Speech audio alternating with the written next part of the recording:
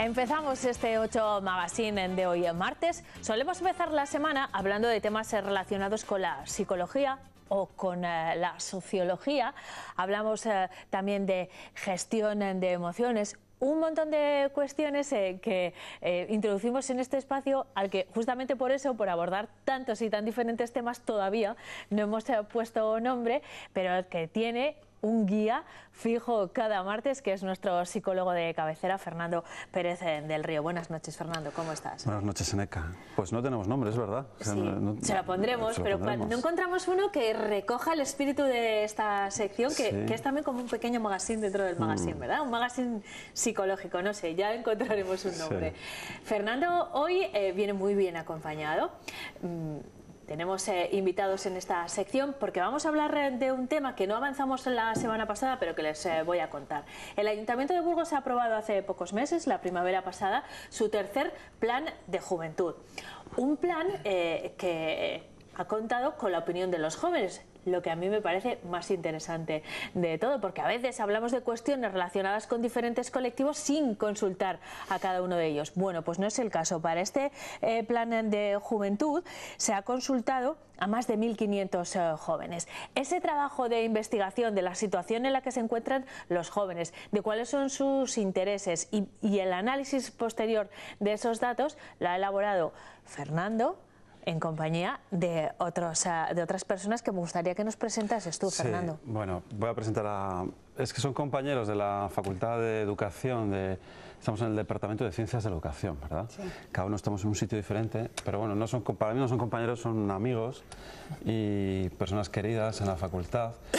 Y dentro del estudio, pues Beatriz Núñez, sí, se ha encargado de cuestiones metodológicas. Hemos hecho un poco de todo a la hora de la redacción, pero más ha sido la cuestión metodológica de Beatriz, que una de esas asignaturas imparte ya tiene que ver con la metodología, y después Rafa Calvo, que es otro profesor querido y conocido en la Facultad de la Educación, también se ha encargado más de los grupos de discusión, encuentros con los jóvenes, y él explicará ahora que hicimos muchísimo hincapié, ¿verdad?, en que ellos dieran su opinión, ¿no? Enseguida vamos a analizar cada una de las partes, lo que nos dé tiempo de este plan de juventud. Me gustaría mucho que nos expliques cuál ha sido la metodología, Beatriz, y las conclusiones, Rafa, pero ¿por qué nace este plan de juventud, Fernando? ¿Cuál es el objetivo que perseguís junto con el Ayuntamiento de Burgos, que es quien os hace el encargo? Bueno, es que por ley hay que hacerlo. Que decir que no hay mucho más. Entonces, si en algunas ciudades no se hizo, se retrasó, fue debido a la crisis, ¿no? Más o menos, y que estas cosas se aplazaron y que había que hacerlo. Para mí, yo siempre lo he entendido como una gran auditoría de la ciudad, de los jóvenes, de toda la situación, y nos ha costado mucho trabajo, la verdad. Hemos trabajado muchísimo. Yo no sé si tenéis esa sensación, pero yo cuando veo un poco atrás... Beatriz, bueno, si lo ponemos en cifras, ese trabajo, se han rellenado 1.622 formularios, se han registrado más de 250 propuestas. ¿Cómo ha sido el método de trabajo? Bueno, hemos intentado primero una búsqueda documental. Hay que partir de qué pasa en Europa, qué pasa en España, qué pasa en otras ciudades similares a Burgos. Logroño, Vitoria, Alicante, Santander, que la juventud más o menos no habrá mucha diferencia, teniendo en cuenta que llamamos joven a una persona entre 14 y 29 años. La horquilla es muy grande y las situaciones son muy variadas. Una persona de 14 años es un niño, casi es un adolescente, y una de 29 posiblemente ya tenga otras proyecciones de futuro, incluso una familia formada.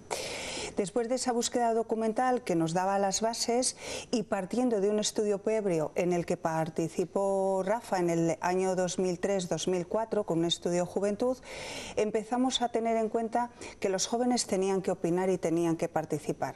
Presentamos la propuesta al Ayuntamiento, a la Concejalía de la Juventud, haciendo un cambio paradigmático. El joven era el centro. Al joven le pasan muchas cosas y tiene muchas cosas, pero el joven es el centro. Les gustó la idea y nos animamos en conjunto para hacerlo. ¿En qué consistió la búsqueda de información? Para los jóvenes, buscando las nuevas tecnologías, buscando la participación, una encuesta con un enlace en el que tenían preguntas de distintas cuestiones, de comunicación, de vivienda, de empleo, de emprendimiento, de autoconocimiento, variadas. Muy ágil de hacer. Por otra parte, se hizo grupos de expertos en el que personas de la ciudad, jefe de la policía, de servicios sociales, de sanidad, distinta gente, se les preguntaba qué había pasado, qué opinaban, qué proyecciones querían para los jóvenes, y por otra parte, que fue mucho trabajo de Rafa y de Fernando también, reunir a los jóvenes, mesas de discusión, que pusieran en entredicho lo que les interesa, lo que les importa, lo que esperan de la ciudad.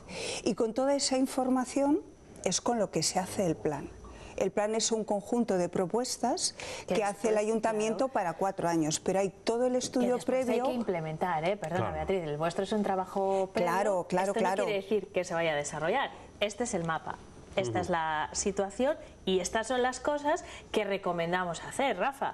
Pero ya veremos si se llevan a cabo, si no, porque después hay que hacer política y después hay que implementar. El mapa general, casi a modo telegráfico. ¿Cuáles? ¿Son los jóvenes burgaleses de 14 a 29 años como nos imaginamos los adultos? ¿Se parecen a la idea que tenemos de ellos? Hombre, para empezar, un poco lo que comentaba Beatriz, es que hemos tenido que dividir un poco las franjas de edad porque casi siempre, en casi todos los estudios se divide.